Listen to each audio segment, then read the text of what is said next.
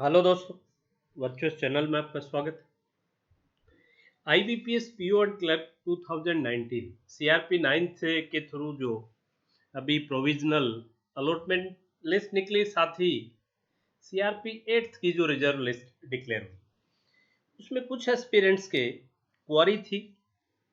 उसमें उनकी जो क्वारी है कि जैसे कोई कैंडिडेट है, उसने किस पर्टिकुलर कैटेगरी के साथ जैसे उसने ओबीसी से फॉर्म फिल किया, राइट, या उसने एससी से फॉर्म फिल किया।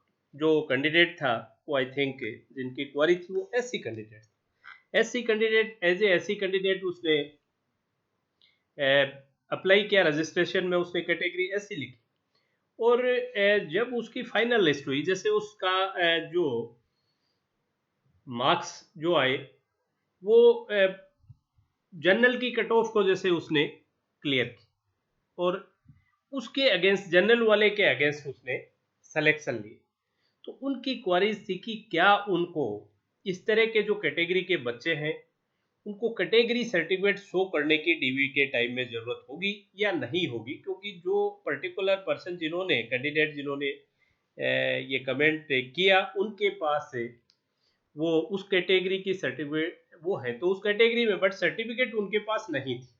तो वो उनका था कि उनको बनवाने की नीड है या नहीं है। तो आज का जो सेशन है वो स्पेसिफिकली इसी के लिए है कि जैसे आपने किसी पर्टिकुलर कैटेगरी के लिए अप्लाई किया और आपने जनरल की कट ऑफ को क्रैक किया, तो क्या आपको डीवी के वक्त जो ओरिजिनल रजिस्ट्रेशन के टाइम जो भी कैटेगरी से आपने वो फॉर्म फिल किया है, उसका कोई भी डॉक्यूमेंट, उस कैटेगरी के लिए कोई डॉक्यूमेंट प्रोड्यूस करना है या नहीं करना है। तो इसके लिए सबसे पहले अगर अपने इसका 2019 के सीआरपी 9 की जो भर्ती है उसका जो नोटिफिकेशन आया था, उसी की कटिंग है जो आप देख रहे हैं। इसमें क्या लिखा है, please note that the eligibility criteria specified herein are in the basic criteria for the applying for the post.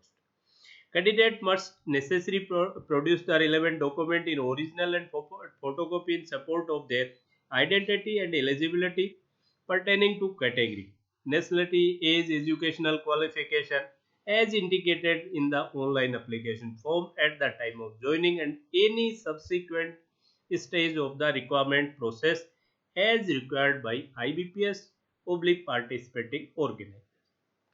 Right, तो मतलब जिसके लिए भी आपने जो कुछ भी फॉर्म में फिल किया है उसके सपोर्ट में, वो लाइक एज से रिलेटेड है, क्वालिफिकेशन से रिलेटेड है, या आपकी कैटेगरी से रिलेटेड है, तो उन सब का आपको देना है। तो इसमें आप आगे अगर देखेंगे तो इन्होंने क्लियर कट लिखा है कि please note that no change of category will be permitted at any stage after registration of the online application and the result will be processed considering the category which has been indicated in online application subjected to guidelines of the government of India in this regard. Merely applying for CRP, appearing for and being shortlisted in the online examination pre and main and oblique or in subsequent processes does not imply that a candidate will necessarily be offered employment in any of the participating organizations. ये तो आगे कोई इसमें कुछ नहीं दिया। तो इसमें उनको उन्होंने दिया कि जो कुछ आपने फॉर्म में फिल किया है वो सब कुछ आपको प्रोड्यूस करना है। सेकंड, आप अब आज जिस मैटर के लिए अपने कर रहे हैं उस मैटर को भी, ये भी कटिंग आपके उसी नोटिफिकेशन की है, जिसमें देखिए आप क्लियर कट क्या दिया है, a candidate belonging to reserve category selected on the basis of norms as applicable to general category will be treated at par with a general category candidate. Such on merit candidates belonging to reserved categories who are provisionally allotted under unreserved general category will not be adjusted against a reserve post. मतलब वो उन्होंने उस post को तो fill नहीं किया। Reserve post की मान लो 10 पोस्ट थी एससी की, और 10 पोस्ट थी, और कोई एक कैंडिडेट है जो जनरल के एटपार है, तो उसने उस पोस्ट को तो फिल नहीं किया। पोस्ट उसने किसकी फिल की, जनरल की, राइट। लेकिन देखिए जो स्पेसिफिकली मैं जिस कैंडिडेट के लिए जो कह रहा था एग्जैक्टली ये उसी के लिए है, मतलब इस जिस तरह की क्वारी उस कैंडिडेट की थी उसने क्या दिया, however their original category as registered in the online registration will remain unchanged. क्या मतलब हुआ इसका कि वो जनरल के अगेंस्ट ठीक है, पोस्ट उसने जनरल की फुलफिल की लेकिन कैटेगरी उसकी चेंज नहीं हुई, कैटेगरी वो उसी में जाएगा। तो इसका मतलब है कि जो आपने कैटेगरी जिससे फॉर्म फिल किया है उसका सपोर्टिंग डॉक्यूमेंट आपको देना ही पड़ेगा।